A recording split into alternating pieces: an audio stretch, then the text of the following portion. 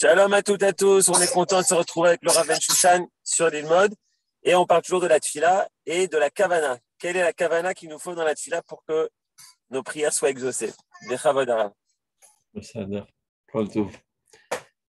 טוב, שלום עליכם. À vrai dire, on n'avait pas terminé la semaine dernière le paragraphe Yud Aleph, on va le terminer aujourd'hui.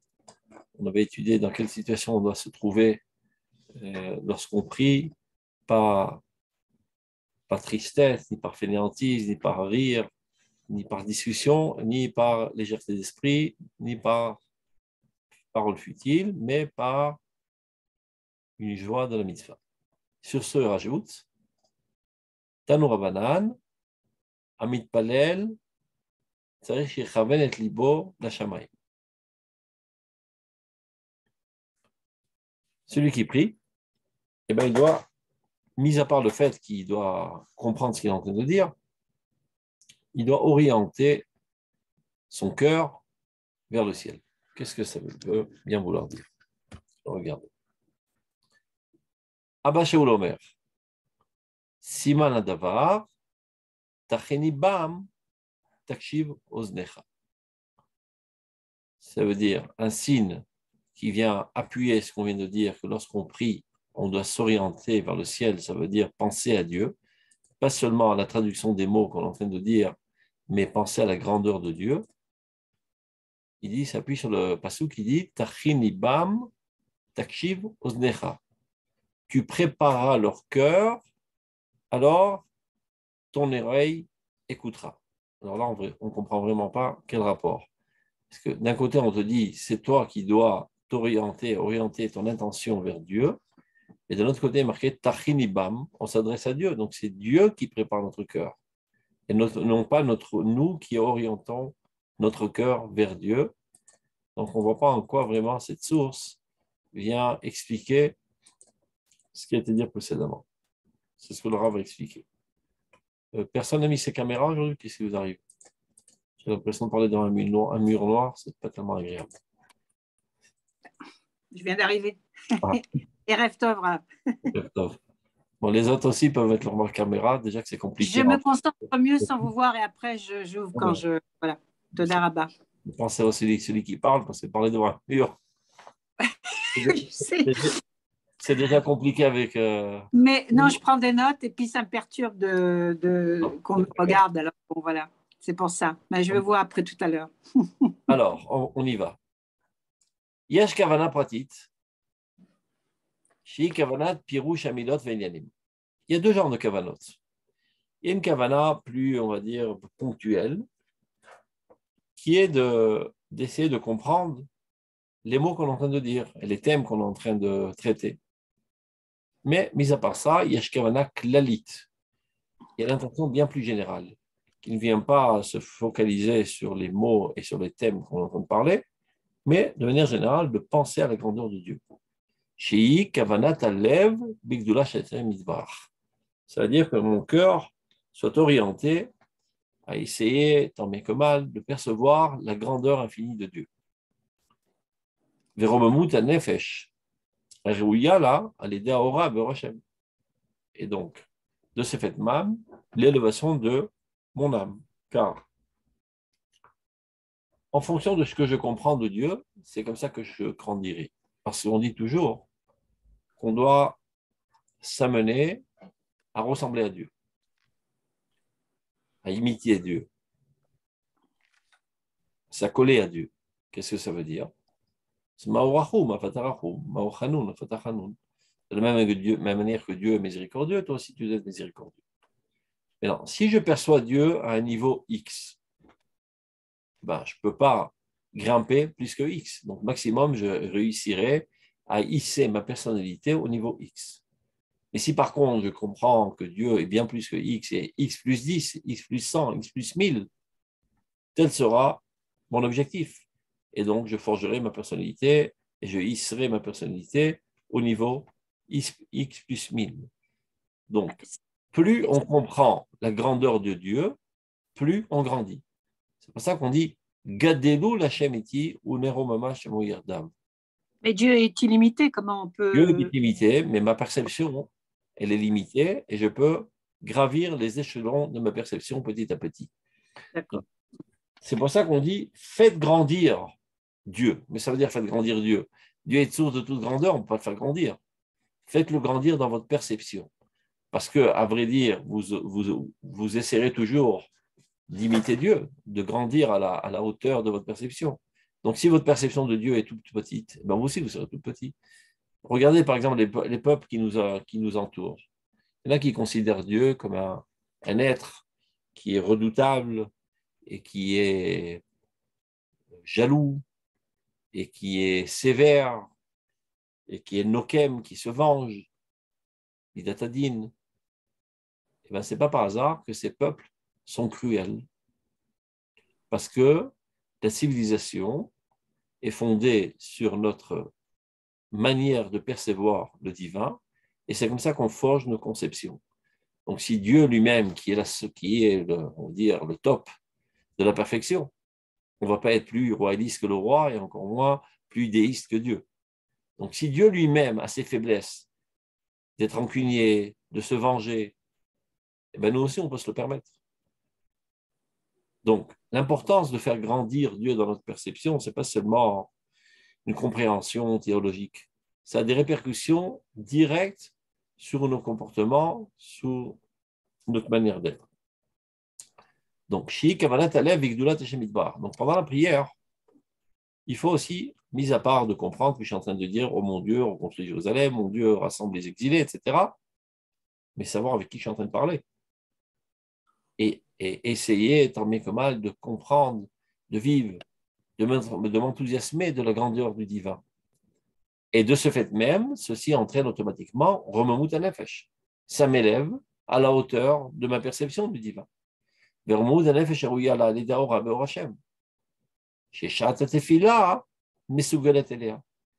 de la tefila est le plus approprié à cela. C'est-à-dire toute la journée, je devrais penser à Dieu, mais toutes sortes d'occupations qui me prennent la tête, etc. Là, je m'écarte de toute occupation et je m'adonne totalement à ma perception du divin. Et donc, à ce moment-là, j'ai de fortes chances de m'élever à la hauteur de ce que j'ai perçu du divin. Zéou Shelamanoukan, c'est ce que nous avons appris ici. Chez les Vad Kavanat Amilot Vinyanim Bepratiyut, mis à part l'importance de se concentrer pour comprendre exactement les mots qu'on est en train de dire et ne pas répéter machinalement des textes. En plus de ça, il faut orienter son cœur pour comprendre la grandeur infinie de Dieu. Les filles, évidemment, à la mesure de ton âme. Tu ne peux pas aller plus haut que ce que ton âme peut percevoir, et si tu t'efforces trop, comme on dit, tu risques de craquer. Il y a des gens qui sont trop forcés à tel point qu'ils en sont évanouis, et il y en a d'autres, leur âme est sortie de leur corps, et sont morts, tellement ils se sont élevés. C'est une des raisons pour laquelle, paraît-il, les Sfaradim ne disent pas Untane Tokef. C'est l'histoire d'un rabbin qui a dit Untane Tokef avec beaucoup de kavana, et il s'est tellement élevé spirituellement, il s'est élevé, jusqu'à que son âme s'est élevée au ciel, il est resté sans âme. Donc, Pikuach Nefesh, on ne le dit plus. Donc, évidemment, en fonction de nos capacités. Maintenant, regardez. Valédé Zichron Hashem Itbarach. Lorsqu'on se souvient de Dieu, lorsqu'on pense en Dieu, Vigdulato, et à sa grandeur, titre même à Nefesh, et Shlemut Tachlit Atfila. L'âme du prieur va s'élever à la perfection de la finalité de la prière. Qu'est-ce que ça veut dire? On l'a répété à plusieurs reprises. La finalité de la prière, ce n'est pas que ma prière soit exaucée. Ça, c'est de mon point de vue, ce qui me motive à aller prier. Du point de vue de Dieu, la finalité de ma prière, c'est de m'élever. C'est-à-dire, on avait déjà posé ce problème. Est-ce qu'on prie pour que le manque soit comblé, ou bien le contraire? Dieu crée des manques pour qu'on prie. Eh bien, c'est la deuxième option. Dieu, à toute instance, calme toutes les âmes de l'humanité, et spécialement du peuple d'Israël.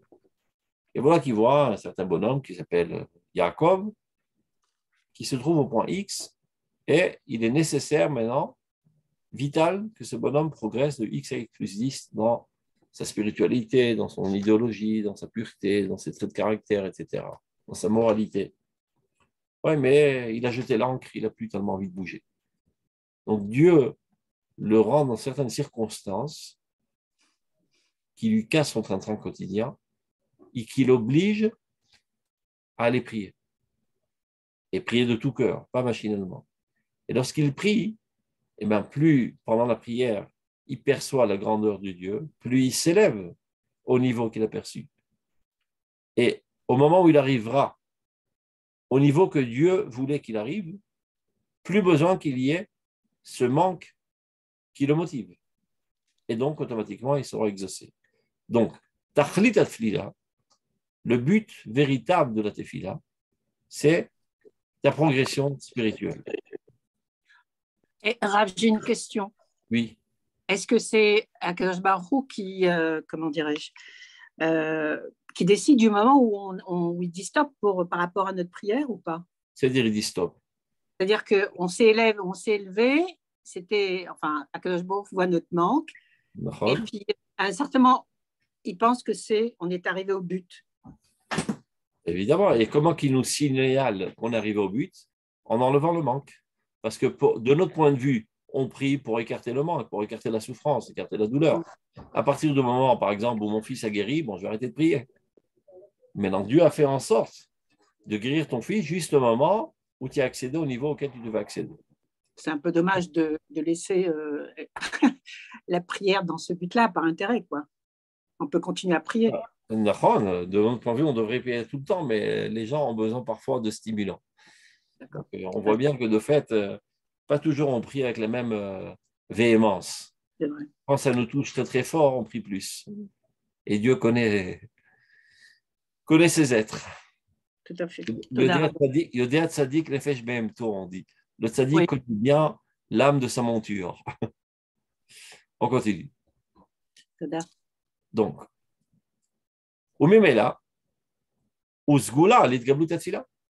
Donc, si, suite au fait que j'ai perçu la grandeur de Dieu et je me suis élevé à la hauteur que j'ai perçue, donc automatique, ceci va entraîner que ma prière va être exaucée, parce qu'il n'y aura plus besoin de ce manque qui me stimule, puisque je suis déjà arrivé. Ken? Une question. Quels sont les facteurs du fait comment moi je vais avoir la perception de Dieu? Est-ce que c'est les mots de la tfila? Est-ce que c'est l'étude que j'ai fait avant? Est-ce que c'est ma nefesh, écrit ma chetoucha la nefesh? Ça veut dire cette perception de Dieu, c'est quoi les facteurs qui font en sorte que moi j'ai cette perception et quelqu'un d'autre il a autre chose? D'abord, c'est une conséquence directe de ton étude. Si tu penses que Dieu, c'est quelqu'un qui a un corps et qui est nerveux et qui est redoutable parce que tu as une lecture superficielle, eh ben c'est comme ça que tu percevras Dieu et c'est comme ça que tu forgeras ta personnalité. Il y a des gens qui sont parfois insupportables. Ils sont agressifs, ils sont jaloux, ils offensent les gens, etc. Mais de leur point de vue, leur comportement est idéal. Ils pensent que de cette manière-là, ils sont à l'image de Dieu, selon leur perception infantile de Dieu, selon leur lecture superficielle des textes. Il y a marqué Mida Keneged Mida, tu vois bien, Dieu lui-même, quand on le taquine, eh ben, il te rend de baffe. Alors moi aussi, quand on m'embête, je dois rendre de baffe. C'est clair? On continue. Valzé Amar Abba Shaoul, Simal Adavar Tachin Libam. Maintenant, on ne voit pas exactement comment ça rentre dans le texte. Tachin Libam, ça veut dire, toi, Dieu, tu prépares leur cœur. Alors qu'on vient de nous dire, c'est toi qui dois préparer ton cœur à l'orienter vers Dieu. Donc ça nécessite une explication. C'est-à-dire,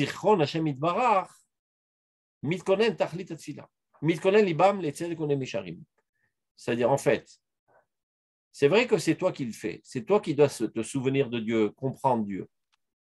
Mais en fin de compte, cet objet-là qui s'appelle Dieu, auquel tu penses, auquel tu t'élèves, c'est lui, en fin de compte, qui, de manière transitive, t'élève. Parce qu'en pensant à Dieu, tu t'élèves. Donc, Qu'est-ce qui t'a permis de t'élever? C'est Dieu. Donc on peut dire de cette manière, Tachenibam, Dieu, tu élèves leur cœur par le fait qu'ils pensent à toi. Donc ça peut rentrer dans les mots. C'est clair? Pas trop, parce on peut s'élever vers Dieu sans prier, par la pensée. Là, on parle de pendant la prière. D'accord, ok. On voulait juste élucider un problème de texte. On vient d'expliquer, selon Rabbanan, c'est toi qui dois orienter ton cœur vers Dieu et t'élever afin que tes manques soient repoussés. Mais dans le passage qui est marqué, Tachinibam, comme si c'est Dieu qui devrait préparer ton cœur et non pas toi te préparer. Le paradoxe. En fait, c'est moi qui pense à Dieu et le fait même de penser à Dieu, ça m'élève parce que je pense à la grandeur divine et j'ai envie de l'imiter et de me mettre à sa hauteur. Donc, ça m'élève. Donc, en fin de compte, qui c'est qui m'a élevé? C'est Dieu. C'est Dieu. D'accord. En pensant à lui, ça m'a élevé. Donc, il est juste de dire, Tachinibam, c'est toi, Dieu, qui les élève par le fait qu'ils pensent à toi. Donc. Par exemple, si vous rencontrez tous les jours des gens idiots, pas et nuls, eh ben, c'est votre ambiance et c'est les gens que vous imitez. Mais si vous êtes en proximité de gens idéalistes, de gens bons, de gens tzadikim, eh ben, vous vous sentez mal dans votre assiette. Ça vous oblige à grandir. C'est ce que dit les pères Kava, vous êtes entouré de gens bien. Donc, en fin de compte, qui vous a fait grandir? Les gens qui sont dans votre proximité vous ont fait grandir, bien que ce soit vous qui ait décidé de vous élever à leur hauteur. Mais si ce n'est qu'ils étaient dans votre proximité, vous n'aurez jamais pensé grandir. Donc, en fin de compte, ce sont eux la cause. De même, du fait que tu penses à la grandeur de Dieu, c'est ça qui t'amène à grandir. Donc, en fin de compte, la cause première qui t'amène à grandir, c'est Dieu. Donc, on peut dire Tachinibam. Il rapporte une autre source ressemblante dans Chovot Elvavot. Regardez. Ou qui dirait Rabbeinu Yona Beshar Tshuva, par Chovot Elvavot. Al Pasuk. Il y a un Pasuk aussi qui paraît comme ça ambivalent. Bashem Itzdeku Vitalelu Kol Zera Israël. Qu'est-ce que ça veut dire? Bashem Itzdeku. Par Dieu, ils deviendront justes. Itzdeku. Vit Hallelu, ils vont s'améliorer, ils vont être dignes de toute louange. Kol Zera Israël, toute la descendance d'Israël. Qu'est-ce que ça veut dire Bashem Itzdeku? Quand tu dis Bashem Itzdeku, c'est comme si tu dis que c'est Dieu qui influe sur eux pour les rendre justes. Alors qu'en fait, ce sont eux qui doivent se rendre justes eux-mêmes. Alors il explique là-bas aussi la même chose dans Sharet Tshuva. Chez Zichron Hashem Yitbarach, Mevi chez Zera Israël Yud Tzadikim ou Mehulalim. Le fait même que les Juifs, la descendance d'Israël, pensent à Dieu, ceci même les amène à être Tzadikim ou Mehulalim. Donc encore une fois, ça dépend de nous, de notre libre choix, de nos efforts, mais par un objet qui est le divin. Donc cet objet est la cause de notre élévation. Par le souvenir de Dieu, leur âme s'élève, l'école midatova, à toute vertu, le chol kisharon maaseh, à tout comportement comme il se doit, vechormatlev et toute intelligence. Donc il en est de même dans notre texte. En fin de compte, c'est Dieu qui prépare leur cœur, par le fait qu'ils élèvent leur cœur à la grandeur de Dieu, à l'aider par le souvenir de la grandeur de Dieu et sa puissance. Et de ce fait même, ça fait que Dieu les écoute, c'est-à-dire les exauce. Encore une fois. Donc, en pensant à la grandeur de Dieu, je m'élève à la grandeur de Dieu. M'étant élevé à la grandeur de Dieu, plus besoin du stimulant qui devait me faire élever, puisque je me suis déjà élevé. Donc, takshivoznecha. Donc, c'est exaucé. Vous, Siman les Davar, et de là on comprend, de ce passage, chez Milevad Kavana Pratit, mis à part l'intention ponctuelle de comprendre les mots et les thèmes qu'on est en train de développer, chez Vada Ikarit, qui sans aucun doute est essentiel, c'est Chavadai Kavana Klalit. Il faut aussi une Kavana Klalit. Donc, pour conclure, lorsqu'on prie, il ne suffit pas seulement de se concentrer sur ce qu'on est en train de dire. Voilà, maintenant je parle de la reconstruction de Jérusalem, je parle de la réunion des exilés, mais à qui tu parles? C'est ça l'essentiel. Sache devant qui tu te tiens. Pense à la grandeur infinie de Dieu combien qu'il est bon, combien qu'il est noble, combien qu'il est empli d'idéal, etc. Et ceci même va te mettre en mouvance vers cette grandeur, et donc l'effet de la tfila sera réalisé.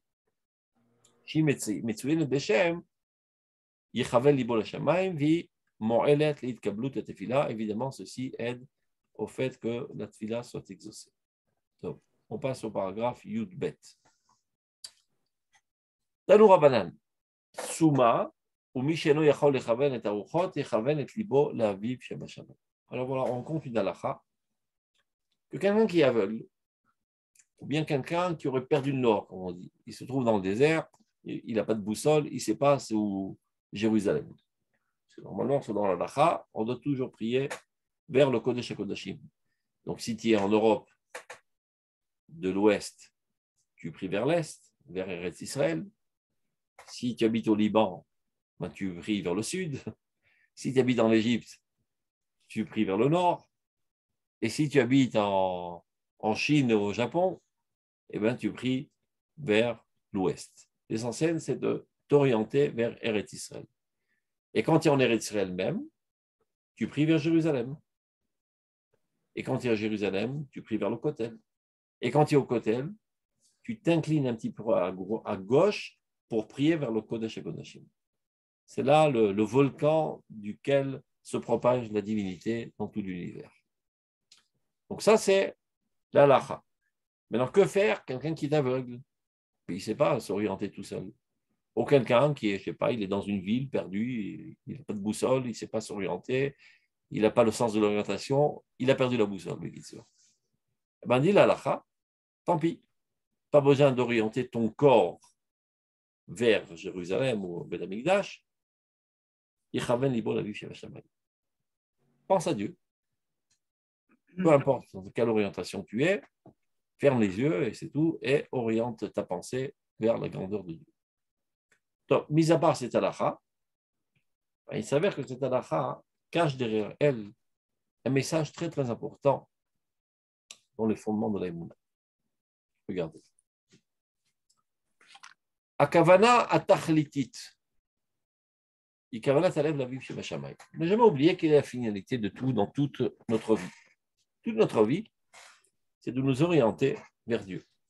Les kirvato beritzono, afin de nous approcher de lui, afin de faire en sorte qu'en fin de compte, notre volonté soit identique à la volonté de Dieu. C'est ça tout notre service de Dieu. Omnam, brabou meod adrachim arukim. Donc ça, c'est, on va dire, l'orientation générale. Mais il y a plusieurs cheminements, comment arriver à Dieu, qui sont très exacts, et c'est Dieu qui les a tracés, ces cheminements, et on ne peut pas s'inventer des cheminements à nous-mêmes. Et encore moins de trouver des chemins tortueux qui ne sont pas tout à fait cachés. Je m'explique, regardez. Omnam, rabu meod adrachim arukim, shetzrim liot betour, akdamot shemeviot leashlim chefetz avinu shebashamayim. Il y a énormément de moyens que Dieu nous a proposés. Comment arriver en fin de compte à réaliser sa volonté, la volonté de Dieu? Bashlemut amitit, ibiot adam mechaven et tachlit bilvavo, umachiv deotav upeolotav bechol haemsaim agdolim varabim. Donc la perfection doit se faire par le fait que d'abord et avant tout que l'orientation soit bien claire, le sens de ma vie soit bien clair, c'est de me rapprocher de Dieu, mais ça ne suffit pas. Il faut passer d'afka par les cheminements que Dieu m'a ordonnés. Sans quoi l'homme pourrait dire, bon, l'essentiel c'est le cœur. On connaît les juifs de cœur. L'essentiel c'est la bonne intention. Et ça va encore. Il y a encore pire. Donc, si l'essentiel c'est de se rapprocher de Dieu, peu importe comment j'arrive, je peux arriver aussi par des chemins sales. Sur ce, l'halakha dit, mitzvah ba ba'avera, avera. Celui qui fait une mitzvah, qui s'appuie sur une avera, ben non seulement il a une avera en main, parce qu'il a fait une avera, mais même sa mitzvah devient une avera. Mitzvah ba ba'avera, avera. En fait, c'est une marloquette entre le Babli et le Yerushalmi. Selon le Babli, il n'a pas de mitzvah bichla, donc il ne lui reste que la avera en main. Selon le Yerushalmi, avera hi. Le sujet de la phrase était la mitzvah. Mitzvah, Bavavera, Avera hi. Donc la mitzvah elle-même devient une Avera. Dieu n'est pas intéressé à ce qu'on arrive à des finalités nobles par des chemins sales. Ce qu'on dit, le dicton, la fin ne justifie pas les moyens. Ça, malheureusement, très souvent, les gens de toute religion confondue se trompent. Pour la bonne cause, comment il s'appelait celui-là, Robin des Bois, pour aller au secours des pauvres, allons voler les riches. Et il est persuadé qu'il fait des bonnes choses. Je ne sais pas, il faut apporter un corban à Kadosh Baruch Hu. Et maintenant, il y a un bon bouton chez le voisin. Je lui piquer son bouton et j'apporte un corban à Kadosh Baruch Hu. Sonner avec Pable. Kadosh Baruch Hu déteste ce genre de service. Donc, je ne sais pas, quelqu'un, il veut donner de l'argent au yeshivot. Il truande dans le commerce. Il fait beaucoup d'argent sur le dos des autres en les volant. Et pour se calmer la conscience, il donne la dîme aux yeshivot, aux synagogues. Ben, cette dîme, elle est puante. Ce n'est pas une dîme, Dieu n'en veut pas. Tout ce qui n'est pas pur, Dieu n'en veut pas. Donc, c'est vrai que l'essentiel, c'est la finalité, mais la finalité est obligée de passer par les chemins que Dieu a indiqués et par aucun autre chemin, et surtout pas par des chemins sales.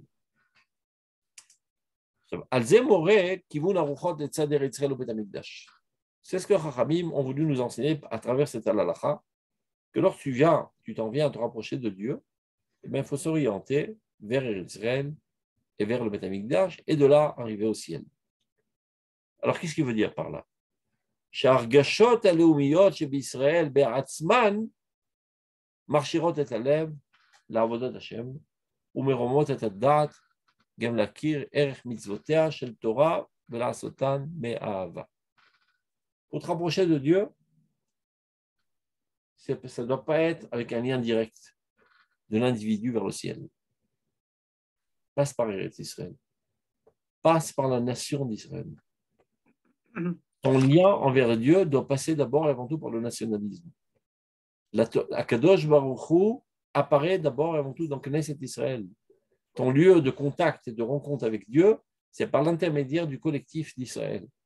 Tu ne peux pas te frayer un chemin individuel totalement virtuel, comme si tu peux avoir une ligne directe avec Dieu.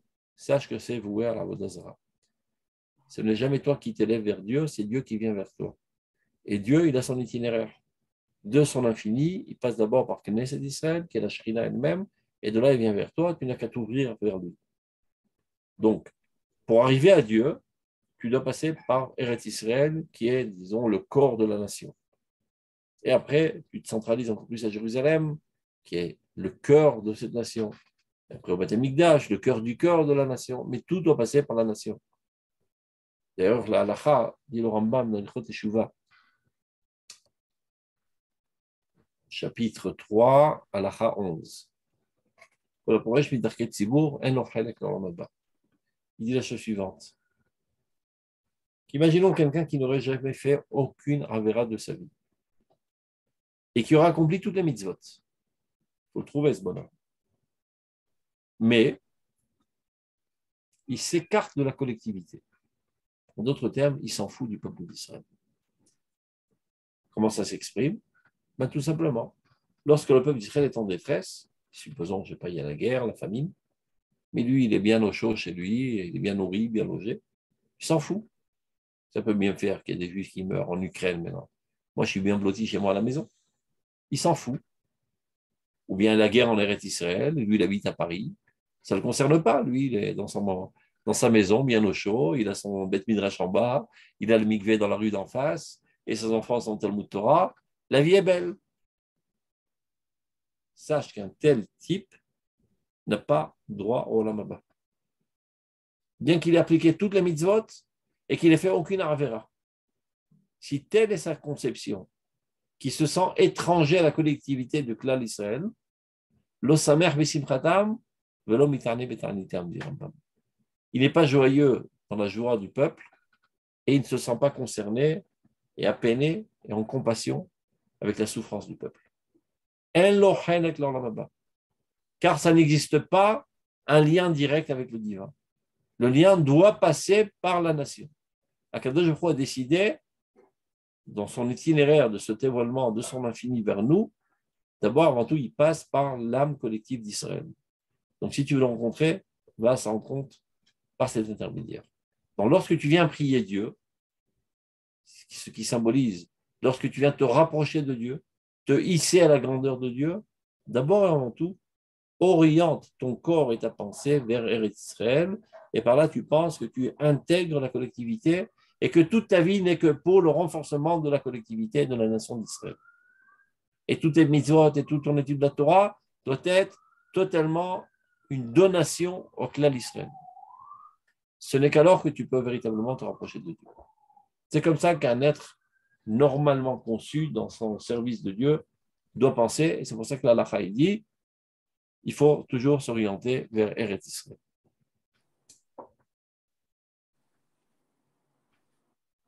Alzemore kivun aruchot, l'Inva.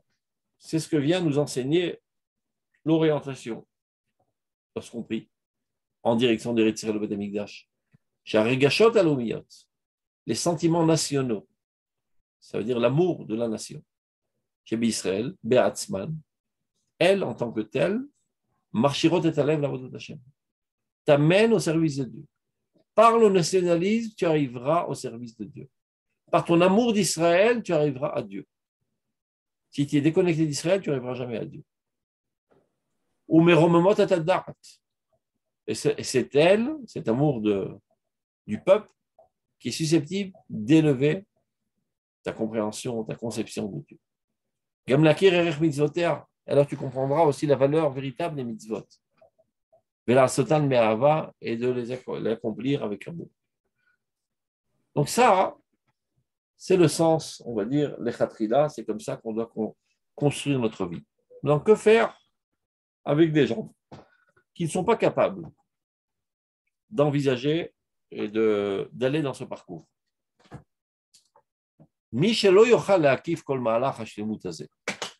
Si tu lui dis, regarde, pour arriver à Dieu, tu dois d'abord avant tout passer par le nationalisme. Et nous, on sait que ce bonhomme risquerait d'être coincé en route. Ça veut dire, on lui a expliqué que pour arriver à Dieu, on doit passer par le nationalisme, par l'amour de la nation, par le dévouement total à la nation. Donc, alors, il commence son itinéraire, il commence à s'organiser sentimentalement, intellectuellement, à se rapprocher de la nation, d'aimer la nation, d'œuvrer pour la nation, se dévouer pour la nation, donner sa vie pour la nation. Mais il s'en arrête là, pensant que la finalité de tout, c'est le nationalisme. Et finalement, il n'arrivera pas à Dieu, parce qu'il s'arrêtera à mi-chemin. Que faire avec un tel type? Si nous, en tant qu'éducateurs, on évalue que ce bonhomme, il n'a pas assez de maturité pour comprendre que le chemin est plus long que ce qu'il pense. C'est de ça qu'il s'agit. Regardez. Il n'est pas capable.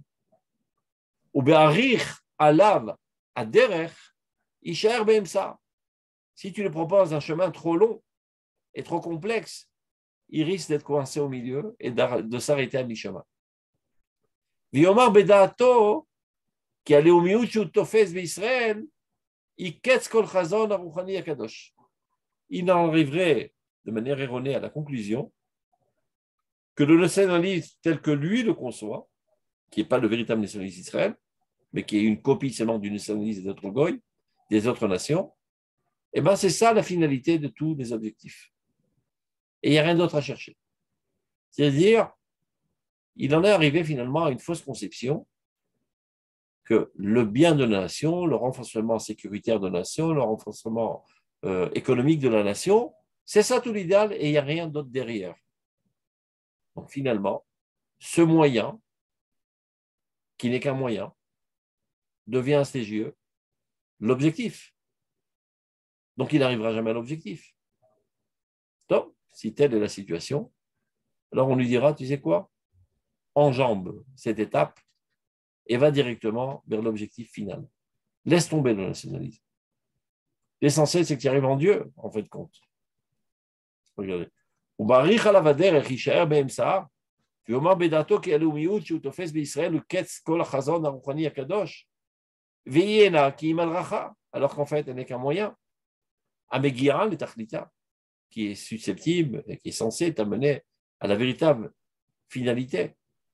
בישמרה על פי כל דרכי החיים הגדולים של תורת השם נאמנה, lorsqu'on la préservera, c'est-à-dire lorsque ce nationalisme sera préservé de toute déviation par les directives de la Torah. Alors nous, en tant qu'éducateurs, nous devons nous efforcer qu'il ne perd pas la finalité essentielle. Et donc on lui dira, tant pis, ne t'oriente pas. Qu'est-ce que ça veut dire ne t'oriente pas dans la métaphore?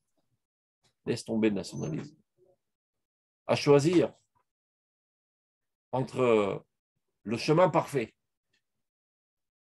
qui est nationalisme et divin, ça c'est le top, ou bien nationalisme et être coincé, ou bien sans nationalisme et d'accéder directement au divin, eh ben, on opte pour la troisième option.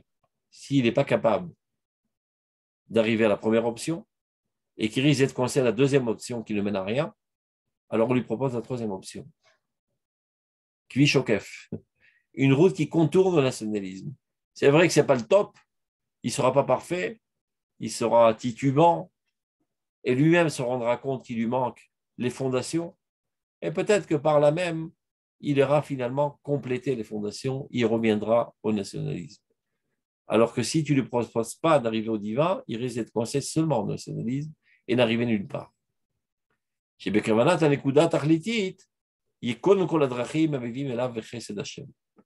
qu'est-ce que ça veut dire tout ça? Je ne sais pas si vous avez compris l'allusion du Rav Kook. Ben, il y a des gens qui ont compris que l'idéal de tout, c'est le nationalisme dans son approche laïque. Ça veut dire la sécurité, l'économie, le bien-être, et c'est tout. Alors, si c'est pour ça qu'on est venu en Eretz Israël, eh ben, on aurait pu le faire en France, en Amérique, en Italie. On est venu en Eretz Israël pour que l'État d'Israël soit la plateforme de la divulgation de Dieu dans ce monde. Et non pas que l'État d'Israël soit une copie conforme de l'État français. C'est-à-dire, la déjudéisation de l'État d'Israël, c'est tuer l'État d'Israël. Il n'a plus aucun sens. C'est malheureusement ce qui est en train de se faire à grande vitesse dans ce gouvernement. Sachant qu'ils ont quelques jours de vie jusqu'à qu'ils disparaissent. Donc, ils vont à vitesse grand V pour vider le nationalisme d'Israël de tout son sens, qui est, en fin de compte, l'idéal de la divulgation du nom de Dieu dans le monde. Et donc, ils essaient d'effacer totalement l'identité juive de l'État d'Israël. À l'encontre total de celui qui a élevé l'étendard de la Renaissance nationale, qui était Herzl. Herzl était très clair pour lui que le nationalisme n'est pas un objectif en tant que tel, mais un moyen. Si vous lisez son livre, Alt-Neuland, qui est on va dire, je sais pas, un roman imaginaire. Vous savez que Herzl était un homme de théâtre, d'abord et avant tout, et un écrivain, et un poète, et un journaliste. Et la providence divine a fait en sorte qu'en tant que journaliste, il a été envoyé à Paris. Et c'est comme ça qu'il était journaliste qui devait apporter les nouvelles de ce qui se passe dans le Parlement français. Et donc, il a passé des centaines et des milliers d'heures dans le Parlement français. Et c'est comme ça qu'il a appris la science de la politique. Bien avant que l'idée de l'État juif ait commencé à trottiner dans sa tête, Dieu avait déjà préparé cet homme à être apte à élever l'étendard de la Renaissance nationale. Et donc, lorsqu'il a décidé, il savait exactement comment on fait un État. Donc ça, c'est l'État juif qu'il a écrit. Mais à côté de ça, il a écrit aussi une autre œuvre, un roman, comme ça, imaginaire. C'est l'histoire d'un bonhomme qui veut faire le tour du monde dans son bateau, mais il n'a pas envie de faire ça tout seul, donc il prend avec lui un compagnon de bord Et comme par hasard, c'est un jeune juif. Mais un jeune juif totalement assimilé, qui s'en fout de tout, etc. Et en faisant le tour du monde vers l'Asie, il dit à ce jeune juif, tu sais, regarde, on n'est pas loin de la côte de ton pays, des pays des Juifs. Tu veux qu'on y aille? Il dit, mais non, moi je m'en fous des pays des Juifs. Bon, moi, si on est déjà, on y va, il dit le vieux. Donc, ils arrivent à Jérusalem, et il décrit la situation lamentable, la misère et la saleté, la puanteur qui sort de Jérusalem. Tout est catastrophique. Donc, après, ils reprennent le bateau, et ils continuent leur traversée du monde avec leur bateau. Et lorsqu'ils décident de retourner, 20 ans plus tard, ils repassent encore une fois près des côtes d'Eretz Israël. Alors il dit encore une fois à nouveau à ce jeune, tu veux pas qu'on passe voir? Mais non, laisse tomber. Tant on est déjà là, on y va. Et là, il voit une progression extraordinaire, tout a été construit, tout est au top du modernisme, etc. Et après, il décrit, voilà qu'on est vendredi après-midi, on s'approche du Shabbat, et alors la sirène sonne, tous les Juifs ferment leurs magasins, s'habillent de blanc et montent vers le Beth Amikdash. C'est ce que Herzl écrit dans son livre imaginaire, qui est évidemment un stratagème littéraire pour faire véhiculer des pensées. Tel Herzl voyait le sionisme. L'objectif du sionisme, c'est le Beth Amikdash. Et même à la fin de ce livre... Tellement critiqué. Hein? C'est dommage que elle a été tellement critiquée par d'autres. Hein. Et ça, c'est un concubinage entre deux salauds. Oui. On en parlera à une autre occasion. Et pour terminer le livre, à la fin du livre, il y a lui, et ils étaient 4-5 personnes. Et alors, ils cherchent à comprendre qu'est-ce qui a fait la réussite du sionisme. Alors, l'un dit c'est la technologie, l'autre dit ceci, l'autre dit cela. Il y a toutes sortes de personnes qui essaient d'expliquer quelles étaient les causes de la réussite du sionisme. Et il termine son livre par cette phrase. Et le rabbin Samuel a dit, tout était grâce à Dieu. Et c'est comme ça qu'il termine son livre. Donc, pour ceux qui osent calomnier, de le traiter de quelqu'un qui est coffert, qu'ils aillent se faire voir ailleurs. Tov.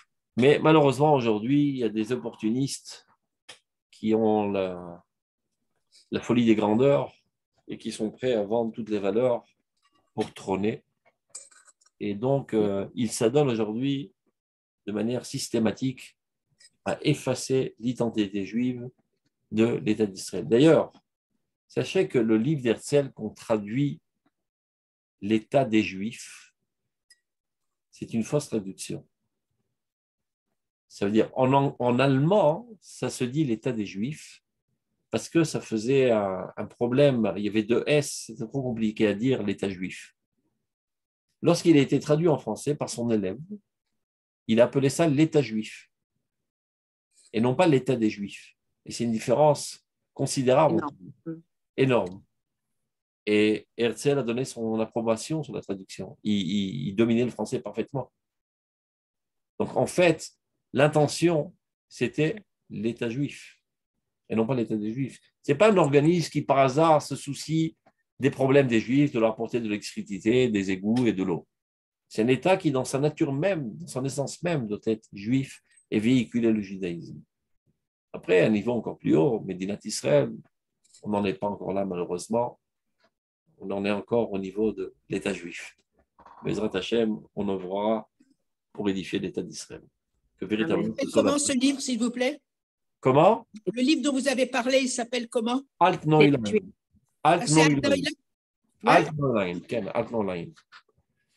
Il y a deux livres essentiels. L'État juif, bon, c'est exactement la conception de l'État, comment le construire, etc., dans tous les plus petits détails.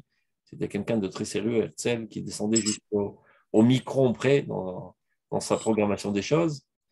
Et là, c'est un livre imaginaire qui donne l'ambiance, l'âme du sionisme. Donc, on continue. Il nous reste quelques minutes, on peut faire encore un paragraphe. Et où là, ta tefila? Yud Gimel. Yud Gimel. Ouais. Donc, פעולת התפילה היא מצד הדבקות באלוהים שלה. C'est-à-dire, comment ça marche? Comment la tefila, elle est effective? Comment, quand je dis Baruch Hashem Boné Benin Yerushalayim, de fait, ça reconstruit Jérusalem? Comment mes mots agissent dans l'existence? Eh bien, il dit, ça dépend, ça découle de notre proximité de Dieu. Il va expliquer. Advekut, osa et atsura doma leyotzra. La proximité fait en sorte que la créature devient ressemblante au Créateur. C'est-à-dire, Dieu a des capacités de créer, en l'occurrence. Plus je me rapproche de Dieu, plus moi aussi j'acquiers ces capacités divines créatrices. Mouvlad bekocha elion. Lorsque tu t'approches de Dieu, finalement tu es avalé dans la force suprême divine. Tu fais partie intégrale de la divinité. Alors de la même manière que Dieu, sa parole elle-même est créatrice, Bidvar Hashem Shamayim Naasu, Vayomer Hashem Yor, Dieu dit et la lumière fut. Sa parole même est créatrice, on l'avait déjà expliqué par l'intermédiaire des lettres saintes. L'homme qui est proche de Dieu, c'est-à-dire qui acquiert les vertus divines, qui acquiert la sagesse divine par l'étude de Torah, qui se comporte selon les mitzvot, etc., petit à petit, il devient calqué sur la divinité. Et donc, pas toutes, mais disons une grande partie des capacités divines, il les acquiert lui-même. Et alors, Sgulat adevekut, hi, shebeoto atiur shadvekut eloït nitztaira, פועלת תהיה את פעולתה באופן יותר נרגש, והביטוי של התפילה הוא הופעת הרעיון והחפץ שכך וכך יעשה. Plus tu comprends la grandeur de Dieu, plus tu te calques à la grandeur de Dieu, plus tu es ressemblant à la grandeur de Dieu, plus tu es enthousiasmé de la grandeur de Dieu, et ça devient le sens essentiel de ta vie, mais finalement, si on arrive à une situation où Aser etzoncha kirtzono, kedesh aser etzono kirtzoncha.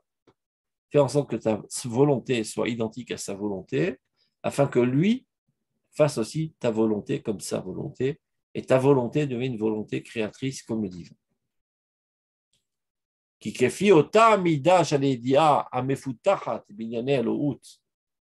plus ta connaissance du divin est développée, elle n'est pas primitive, elle n'est pas infantile, parce que tu ne t'es pas contenté seulement de lecture superficielle de quelques textes, mais tu t'es approfondi dans les études de la Emouna. C'est-à-dire, plus ta connaissance du divin est développée, et plus tes comportements ont été purifiés, et tes vertus, chez Kadmoula, qui ont précédé, parce que on doit d'abord et avant tout développer nos midot, nos vertus, et seulement sur cette base solide, construire les mitzvot. Lorsqu'on éduque un enfant, on ne commence pas directement à lui inculquer dans la tête comment appliquer les mitzvot. D'abord, avant tout, on doit forger sa personnalité avec des vertus adéquates. Midot, c'est une chose madim. Midot, c'est comme les uniformes, c'est comme les habits. On peut dire comme ça que les mitzvot sont les mouvements de l'âme, comme la culture physique, comme du sport. Maintenant, avant de faire du sport, on met un training, on met des habits adéquats. Si l'habit est trop étriqué, eh ben, on ne peut pas bouger nos membres comme il le faut. Et s'il est trop large, on se prend les pattes dans le pantalon et on tombe. Donc, il faut que les midot soient à juste mesure en fonction du corps, pour que les mouvements soient adéquats et qu'ils aient leur efficacité pour développer le corps, pour bien respirer, etc. De même, au niveau de l'âme. L'âme elle-même, elle a ses habillements. Ces habillements, ce sont les midot. Donc, si les midot ne sont pas à juste mesure, parce que midas veut dire aussi mesure, eh ben, les mouvements de l'âme ne sortiront pas comme il le faut. Exactement comme dans la métaphore. Si ton training il est trop étriqué, ben, tu ne peux pas lever ta main comme il le faut, donc finalement, ce ne sera pas efficace. Donc, si tu as un tempérament, par exemple, coléreux, ou bien radin, etc., qui sont des mauvais traits de caractère, qui sont trop étriqués sur ton âme, eh ben, tes mitzvot ne seront pas efficaces. Donc, d'abord et avant tout, développe tes traits de caractère. Sois quelqu'un d'agréable, quelqu'un de généreux, quelqu'un de zélé, etc., etc. Et sur cela, on construit les mitzvot. C'est pour ça qu'il a dit chez Kadmou là. Donc on reprend. Kefiota amida shaledia mefutakat. Plus notre connaissance de Dieu est développée, plus nos actes ont été purifiés. Ce sont les mitzvot. Ve'amidot. Et nos vertus aussi ont été forgées comme il le faut. Et ceci doit précéder les mitzvot. Ko advekut yotze la poil. Ainsi, nous mettons à l'œuvre davantage notre proximité de Dieu. Et plus on est proche de Dieu, plus on acquiert les capacités divines. Vardut aklalit midgala. Alors l'unité divine apparaît dans ta personnalité, tu es totalement uni avec le divin. Vashlita aruchanit, l'arbot chesed agana vetova muzracha bishlal tzavaer. Et finalement, tu as une capacité de dominer, du point de vue spirituel, ce monde, et de rajouter de la bonté, de rajouter de la sécurité et du bien. Donc, toute la richesse de ces couleurs. Comme il est dit, Vatik zor omer vayakom lach. Bechol darecha valdarecha nagaor. Tzadik gozer, vakadosh baruch hu mekayem. Lorsqu'un tzadik décrète quelque chose, Akadosh baruch hu réalise. Et comment ça, Dieu n'est pas au service des tzadikim, c'est pas leur petit boy. Mais parce que de toute manière, les tzadikim, ceux qui décrètent, ce n'est que la volonté de Dieu. C'est-à-dire, ils sont la continuité de Dieu. Ils sont tellement concernés par la volonté de Dieu, ils sont tellement enthousiasmés par la volonté de Dieu, qu'ils veulent la volonté de Dieu avec une volonté de faire. Alors, leur volonté elle-même est créatrice. C'est ce qui fait que parfois les gens vont chez des grands tzadikim pour qu'ils prient pour eux. Tu n'as qu'à prier toi-même. Pourquoi tu vas embêter ce rabbin? Parce que je ne suis pas exactement comme ce rabbin. Moi, j'ai d'autres préoccupations, j'ai d'autres envies, d'autres volontés qui sont basses ou qui peuvent être malheureusement même sales et impures. C'est ça ce qui habite ma personnalité de manière constante. Lui, son esprit voltige dans les hautes sphères constamment. Il ne connaît pas la bassesse, encore moins la sainteté. Il est toujours dans la pureté, dans la noblesse, dans l'idéal, dans la grandeur, dans la sainteté. C'est son état naturel. Donc, lorsqu'il veut quelque chose, il le veut très fortement parce qu'il voit en quoi cette chose contribue à l'avancement du dévoilement de Dieu. Ça veut dire que quand toi tu viens avec ton petit bobo chez le tzaddik, oh, cher rabbin, j'ai très mal au dos, j'ai mal au ventre, j'ai pas d'enfant, j'ai pas d'argent, j'ai pas de ceci, j'ai pas de cela. Toi, ce qui te dérange, c'est ton non-confort au niveau de ton égocentrisme et de ton égoïsme. C'est ça qui t'a stimulé à venir vers le rabbin pour qu'il t'enlève tes bobos. Mais lui, il élève ça dans l'image globale de l'existence. Il comprend que du fait que ce bonhomme souffre, il est moins fonctionnel. Étant moins fonctionnel, la force créatrice divine apparaît moins en lui. Et donc, en d'autres termes, c'est le divin qui en souffre. Il élève les manques au niveau d'un manque universel, d'un manque divin. Et c'est ça ce qu'il voit. Mais évidemment que c'est quelqu'un avec beaucoup de tendresse et beaucoup d'amour et beaucoup de compassion pour tous les juifs et pour tous les êtres humains, même pour tous les animaux et pour tous les végétaux. Mais il n'est pas seulement à ce niveau. Il a une vision des choses divines. Donc lorsqu'il prie, ce n'est pas seulement pour t'enlever ton petit bobo, c'est pour enlever le manque de dévoilement de Dieu dans le monde. Et donc, évidemment que sa prière est beaucoup plus effective. Il est associé à Dieu, au dévoilement de Dieu dans ce monde. C'est pour ça que les gens, parfois, ont recours aux tzadikim pour qu'ils prient pour eux. La tik zorover, voyez comme là. Lorsqu'un tzadik décrète, coupe les mots avec ses dents, avec sa langue et ses lèvres, et bien, les lettres qui sortent de sa bouche sont créatrices de la même manière que les lettres qui sortent de Dieu sont créatrices. Lorsque Dieu dit « Yehi or », il rapproche les lettres « Aleph Vav Resh », ça crée de la lumière. Et bien, le tzaddik aussi. Ben, le tzaddik, il n'est pas né tzaddik, il n'y a pas une bourgeoisie de tzaddikim chez nous. Le fils du roi est roi, le fils du rabbi est rabbi. Ça, c'est la bêtise qu'ont développé parfois le mouvement chassidique.